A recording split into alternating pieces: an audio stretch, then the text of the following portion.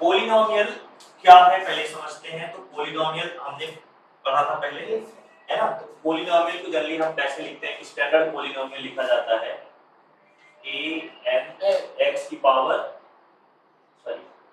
a0 x की power n plus a1 x की power n minus 1 plus a2 x की power n minus 2 plus and so on plus ax plus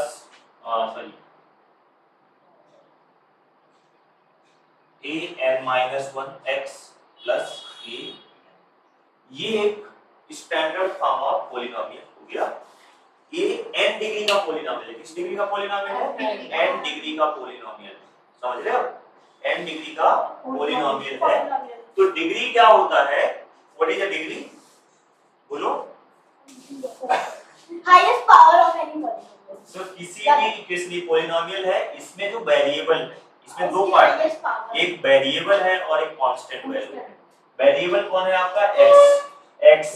जो x वाला part वो variable है और constant क्या है? a1 a0 a1 a2। ये जो x का कोएफिशिएंट है ना, इसको क्या बोलते हैं? इस वाली वैल्यू को कोएफिशिएंट। जैसे ये जो है इसको क्या बोलेंगे? ये क्या है? कोएफिशिएंट है। किसका? x to the power n का क्या है? कोएफिशिएंट। ठीक है, कोएफिशिएंट। बात समझ आई? इसका हाफ x की power n, half x to the power n। यहां पर अगर देखो x की पावर n माइनस 1 का कोएफिशिएंट क्या है? a1। x की पावर n माइनस 2 का कोएफिशिएंट क्या है? a2। बात समझ आई? और ये क्या है? n डिग्री का पॉलिनोमियल। n डिग्री यानी इस पॉलिनोमियल में जो सबसे हाईएस्ट पावर है x की, वेरिएबल की जो हाईएस्ट पावर होगी क्या होगी? वही डिग्री कहलाता है। तो यहाँ पर इसका एक्सपोनेंशियल क्या है? n, और ये भी हमारा क्या कहलाएगा?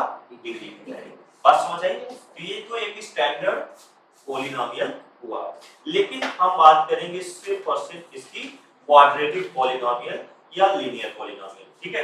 अच्छा, पॉलिनोमियल्स में अगर टाइप्स में जाएंगे तो आपका एक होता है कांस्टेंट पॉलिनोमियल। क्या होता है? Constant polynomial. ठीक है। कांस्टेंट पॉलिनोमियल क्या होता है बेटा?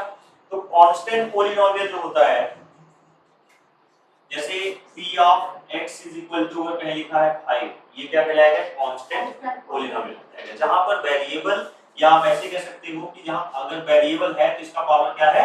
0। किसी का पावर 0 क्या होता है? 1। तो वही आएगा 5 आ जाएगा।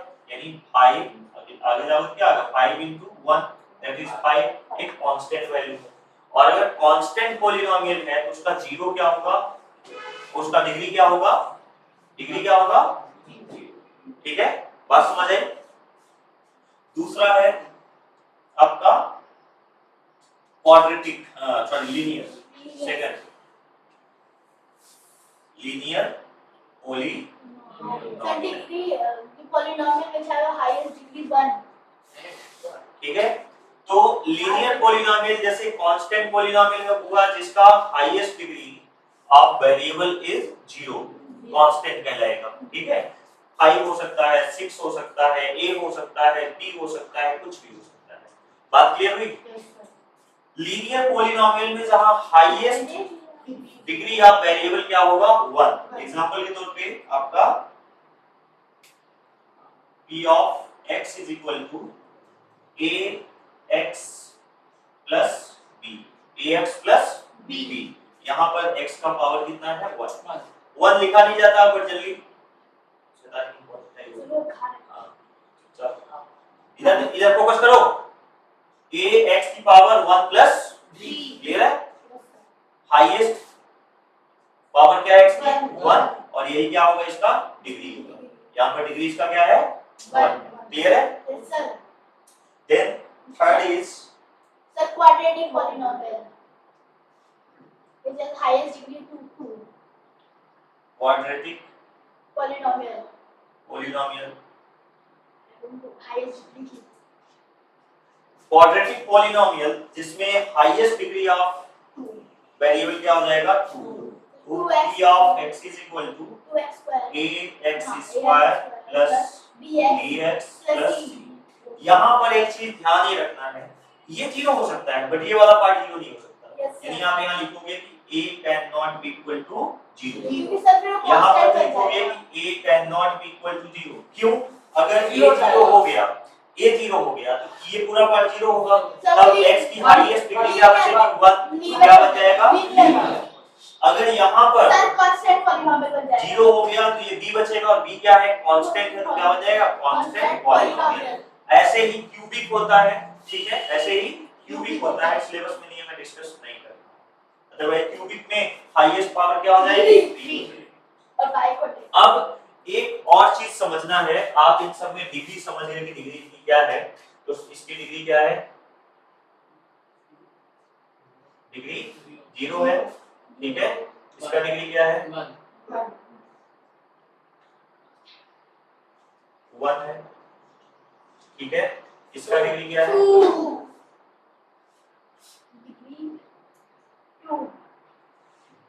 क्लियर है? अब एक होता है जीरोज या रूट, आप कह सकते हो जीरोज ऑफ पॉलीनोमियल। क्या? Zeros of polynomial. तो अगर हम बात करें बेटा जीरोज ऑफ पॉलीनोमियल की, alpha and beta, zeros of polynomial, ठीक है। आपने पहले पॉलीनोमियल समझ लिया, टाइप समझ लिया। अब हम बात कर रहे हैं जीरोज। जीरोज या द वैल्यू ऑफ जीरोज क्या होता है? What is zeros? बोलो। by putting some value in the variable so that the polynomial answer gets 0। यानी कि अगर x की वो वैल्यू, किसी पॉलीनोमियल में x की वो वैल्यू जो उस पॉलीनोमियल में पुट करने पे पॉलीनोमियल को क्या बना दे? जीरो बना दे, उसे हम जीरोज ऑफ पॉलीनोमियल कहते हैं। बात समझ आई? तो x की ऐसी वैल्यू, जैसे यहाँ पर x की ऐसी वैल्यू रखें जिससे पॉलीनोमियल क्या हो जाए? जीरो, ठीक है। तो अगर कोई कांस्टेंट पॉलीनोमियल है, कांस्टेंट पॉलीनोमियल है, तो उसके कितने जीरोज हो सकते हैं? अगर कांस्टेंट पॉलीनोमियल है, क्या कोई ऐसी x की वैल्यू है जो यहाँ पुट करने पे जीरो हो जाएगी? 5 है, px = 5 है, तो क्या कोई ऐसी x है ही नहीं है तो उसकी वैल्यू क्या पुट करोगे? x की ऐसी कोई वैल्यू नहीं है जिसको पुट करने पे कांस्टेंट पॉलीनोमियल क्या हो जाए? जीरो हो जाए। तो हम क्या बोलेंगे? इसका जो जीरोज होगा क्या होगा? जीरो। बात समझ आई? नो जीरोज, ठीक है। आप लीनियर पॉलीनोमियल की बात करें तो इसका जो मैक्सिमम जीरोज होगा वो क्या होगा? 1 होगा, ठीक है। एक से ज्यादा नहीं हो सकती ना? एक से ज्यादा नहीं हो सकता, ठीक है। क्वाड्रेटिक में 2 जीरोस होते हैं। क्वाड्रेटिक पॉलीनोमियल तो मैक्सिमम नंबर ऑफ जीरोस, यानी x की 2 ऐसी वैल्यूज हो सकती है मैक्सिमम जो इस पॉलीनोमियल को जीरो बना दे, ठीक है। बात समझ आई? तो ये क्या हो गए? इसके जीरोस ऑफ पॉलीनोमियल।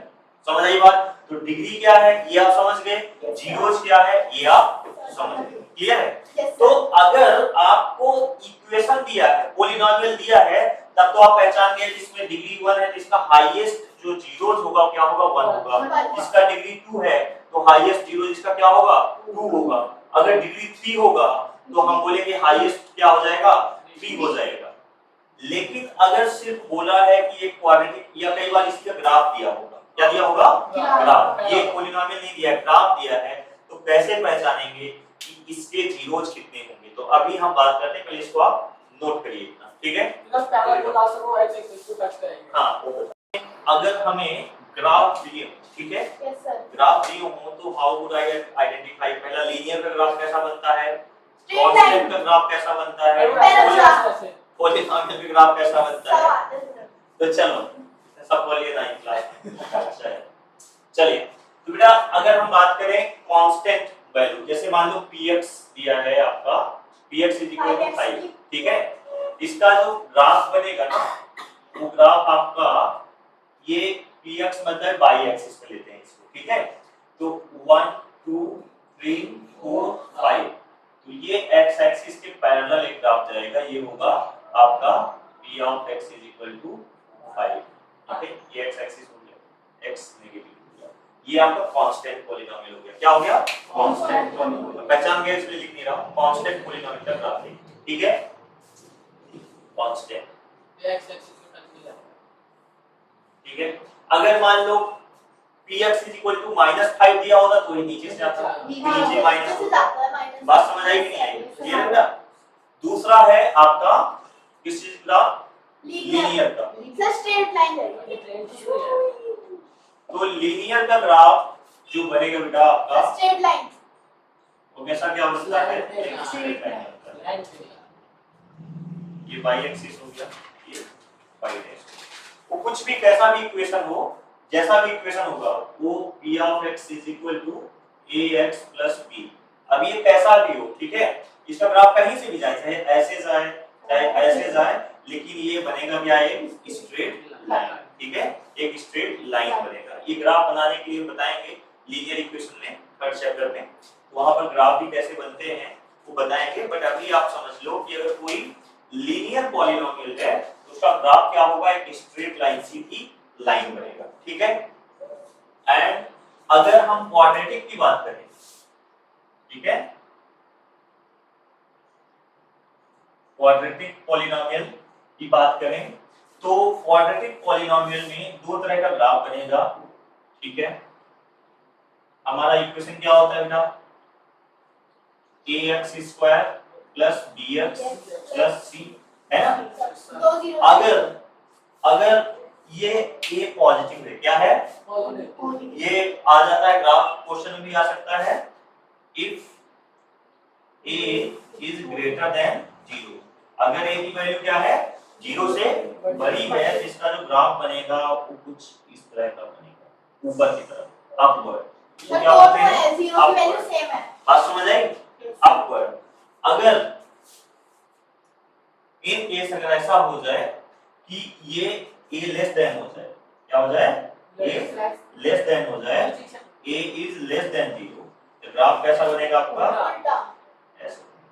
समझ आई बात? क्लियर है? तो ये ध्यान रखना, कई बार ये आपको दिया होगा कि there is a quadratic equation where a is less than 0, तो चार ऑप्शन दिया होगा, इनमें से कौन सा ग्राफ सही है? तो आप बताओगे ये जो डाउनवर्ड होगा वो आपका ग्राफ करेक्ट होगा। ये डाउनवर्ड है, ये क्या है? अपवर्ड। बात समझ आई? इस ग्राफ का नाम है पैराबोला। पैराबोला। इसको क्या बोलते हैं? पैराबोला। पैराबोला। 11th में काफी डिटेल पढ़ोगे, ठीक है? पैराबोला का कॉन्सेप्ट बहुत चीजों में आता है। जैसे आप ब्रिजेस देखो तो अगर इलाहाबाद या हावड़ा ब्रिज देखो तो कैसे जो स्प्रिंग बनी दोनों साइड में पोल लगे होते हैं और वो ऐसे बनाया होता है, ठीक है? या कुछ झूले जो आप देखोगे खासकर सर्कस वगैरह में या मेला वगैरह में, जो मेला वगैरह में बड़े बड़े तो ऐसे ऐसे चलती है ना गाड़ियां, ऐसे है ना?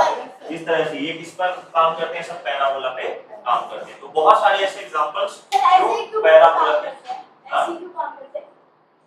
ये जो इक्वेशन है इसका जो ग्राफ बनेगा इसी फॉर्म में बनेगा, ठीक है? इसका क्या रीजन है ऐसे झूले बनने बट फिजिक्स पढ़ रही हो, क्या काइनेटिक एनर्जी पोटेंशियल हो जाएगा। क्या कह रहा है? क्या रीजन है ऐसे बनाने का? इसका बनाने का देखो क्या होता है। जैसे मान लो ब्रिज बना रहे हैं, ठीक है? अब वो बहुत डिटेल में चले जाएंगे, बट थोड़ा सा मैं समझाता हूँ। जैसे मान लो ये रिवर है, अब ये रिवर है और रिवर में तुम नहीं चाहते कि पूरे पोल लगे, आप चाहते हो एक इस साइड में पोल लग जाए और एक पोल इस साइड में लग जाए, है ना? और रिवर हो मतलब झूल रहा हो ऐसा, ठीक है? तो जब आप ऐसे बनाते हो ना, ऐसे ये, और आपका ये हो गया और यहाँ से ये क्या होगी? रोड निकलेगी और नीचे क्या है? ये वाटर फ्लो हो रहा है, ठीक है? नीचे क्या है? वाटर ऐसे फ्लो हो रहा है, ये आपका रोड है, ठीक है? और ये देखोगे ना, अगर इलाहाबाद या प्रयागराज में देखोगे तो ऐसा ही कुछ बना हुआ है, ठीक है? तो ये क्या होगा? यहाँ से ऐसे स्प्रिंग लगे होंगे ऐसे, है ना? रोड के साइड साइड में, दोनों साइड में।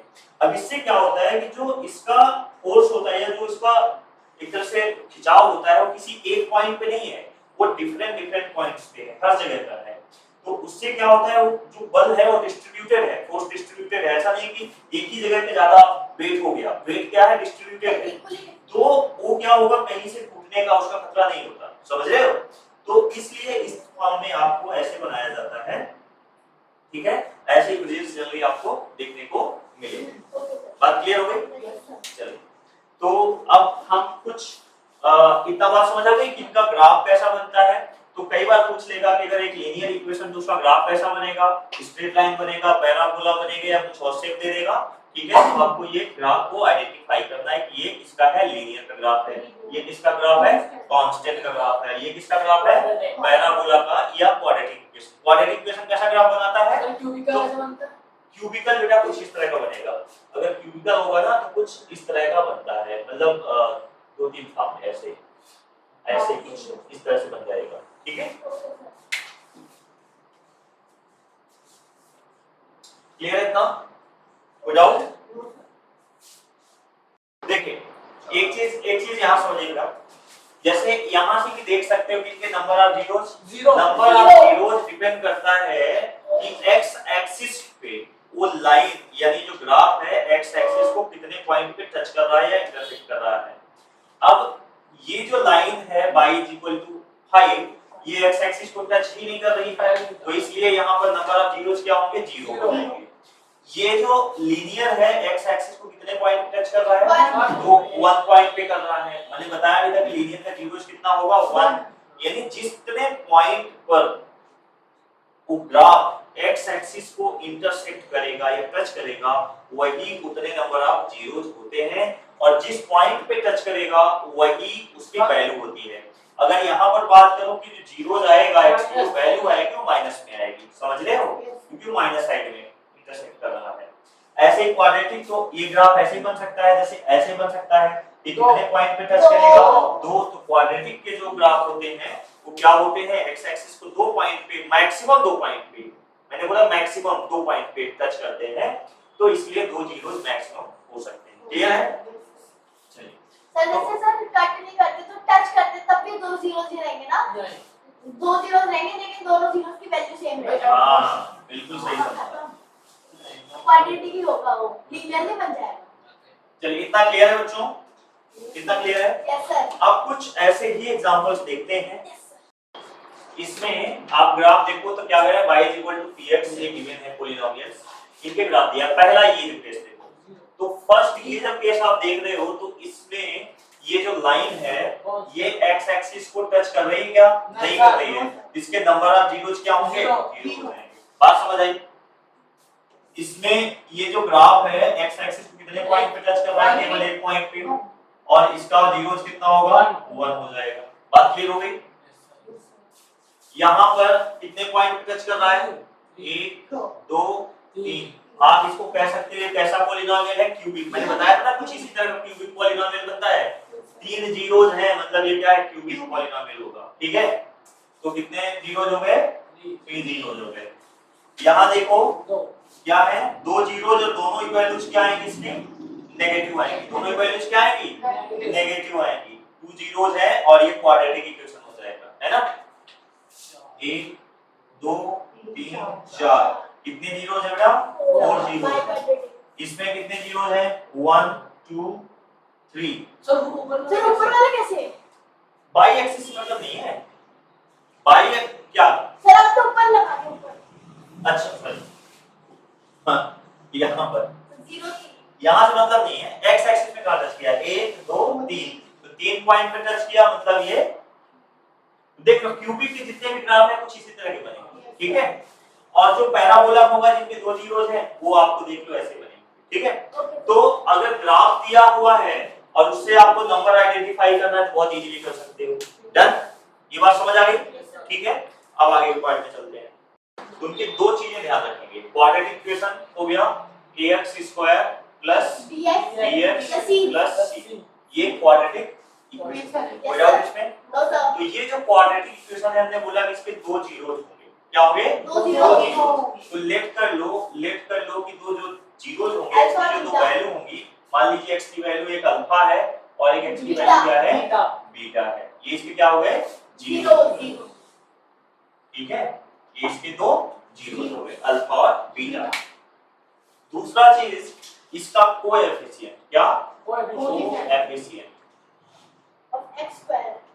तो यहाँ पर जैसे x इसका कोएफिशिएंट क्या है a, ठीक है, x का कोएफिशिएंट क्या है b और ये कांस्टेंट वैल्यू है, ठीक है। तो ये कोएफिशिएंट हो गए, ठीक है। इसमें पूछता है आपसे रिलेशनशिप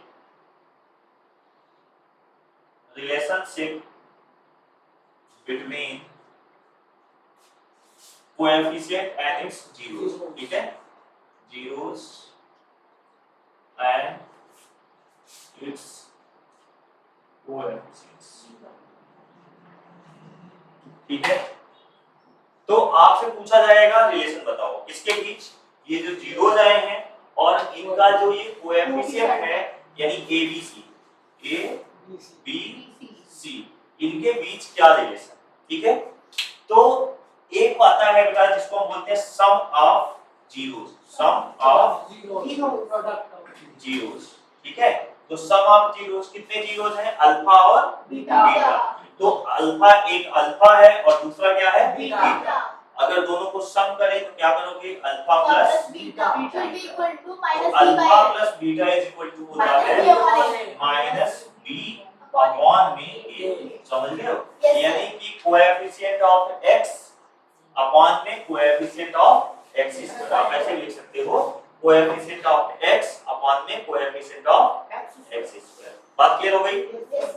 दूसरा प्रोडक्ट ऑफ तो product of zeros alpha into beta हो जाएगा अल्फा इनटू बीटा इक्वल होगा C c by upon a, यानी कांस्टेंट टर्म और अपॉन में coefficient of x square. Clear, Yes, बताओ। sir. तो ये आपका कहलाता है रिलेशनशिप, यानी कि अगर आप दो जीरोज निकालोगे तो इधर दोनों को सम करो, जो वैल्यू आनी चाहिए वही इनको सॉल्व करके ही वैल्यू आनी चाहिए। अगर LHS is equal to RHS है तो हम बोलेंगे कि इनका रिलेशनशिप एस्टेब्लिश हो रहा है। बात समझ आ गई। तो एक क्वेश्चन लेते हैं और ये रिलेशनशिप को देखते हैं, ठीक है ना। तो मैं इधर यहाँ तक तो आपने किया है ना, देखिए यहाँ से तो एक कोई क्वेश्चन, पहला क्वेश्चन क्या रहेगा, x square minus 2x plus 8 ना minus 8 square minus 2x minus 2x minus 8 सबसे पहले काम है, अगर इसे हम क्या करेंगे, मिडिल टर्म स्प्लिट करेंगे, ठीक है। तो मिडिल टर्म स्प्लिट करने के लिए क्या करते हैं कि इसका जो कोएफिशिएंट होता है इसका मल्टीप्लाई 8 के साथ होता है। इसका कोएफिशिएंट क्या है 1 है, कुछ नहीं मतलब 1 है, राइट। तो 1 का मल्टीप्लाई 8 के साथ करोगे कितना आएगा, -8 आएगा, है ना। ये हम अपने समझ के लिए करते हैं, वैसे अभी आपको मैं समझा रहा हूं इसलिए कर रहा हूं, तो डायरेक्ट कर देता, ठीक है। क्लियर है, बात समझ आई बेटा। अब हमें इस वैल्यू को एज इट इज लिखना है, x square as it is लिखा, ये -8 को भी आप एज इट इज लिखोगे। मिडिल टर्म स्प्लिट इसलिए बोला जाता है कि इसका जो मिडिल टर्म है उसको दो पार्ट में स्प्लिट करना है।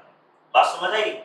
अब ये दो पार्ट में यानी 2x को दो पार्ट में ऐसे आप करो, ये x स्क्वायर हो जाएगा, x स्क्वायर का स्क्वायर इसका इसके साथ मल्टीप्लाई तो x स्क्वायर आ जाएगा।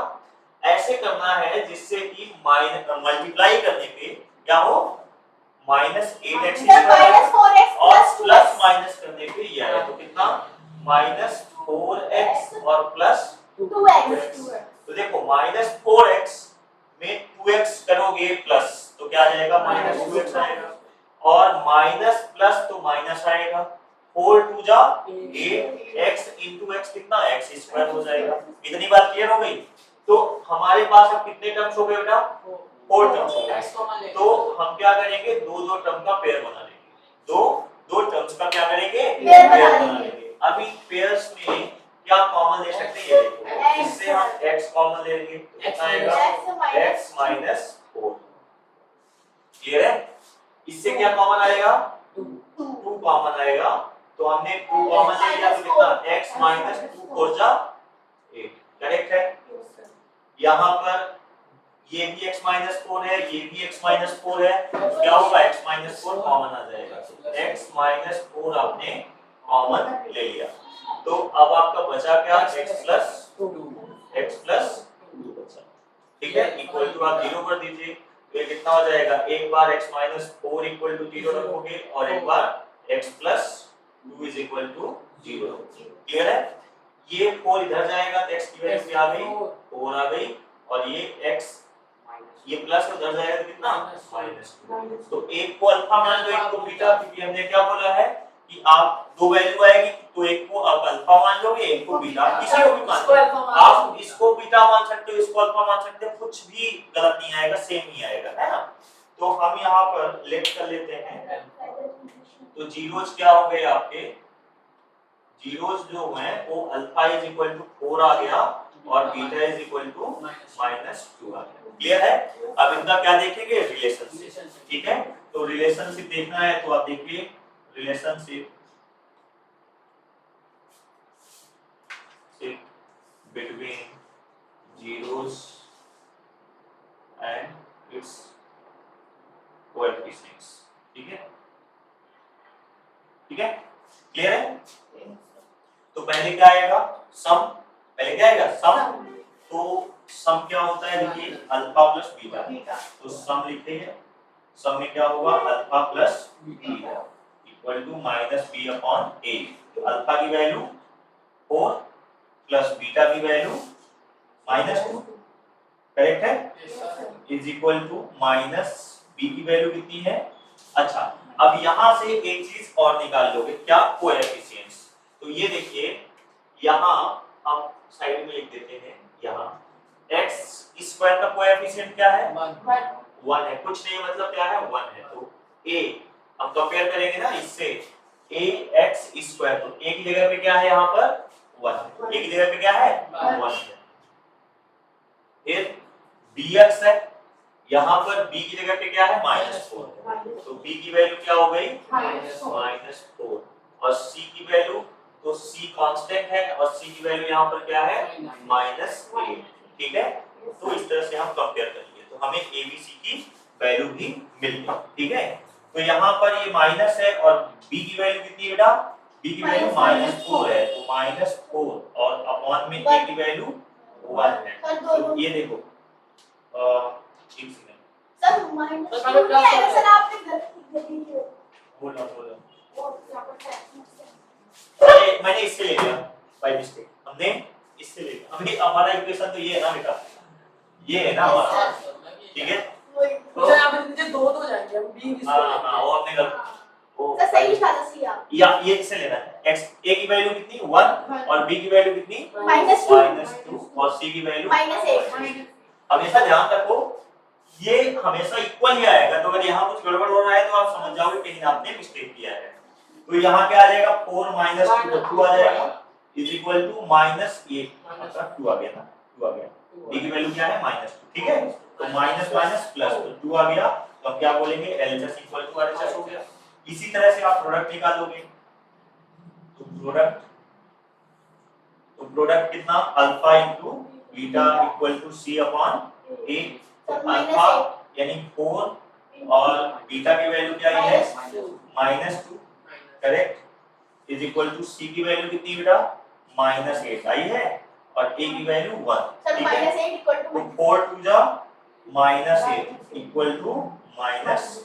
Sir has relation is verified. RHS बात समझ आई? तो जब भी इस तरह के क्वेश्चंस आएंगे, ये एक्सरसाइज आपका सेकंड एक्सरसाइज का पहला क्वेश्चन कौन सा है? एक्सरसाइज 2.2 का फर्स्ट क्वेश्चन का फर्स्ट पार्ट है ना? Yes sir. तो फर्स्ट क्वेश्चन का फर्स्ट पार्ट है, इसको आपने समझ लिया। मेन है mirror term split, mirror term split हो गया। तो अल्फा और बीटा मान लिया आपने, फिर यहां से आप ABC की वैल्यू निकाल लो, इसको कंपेयर कर लो इसके साथ।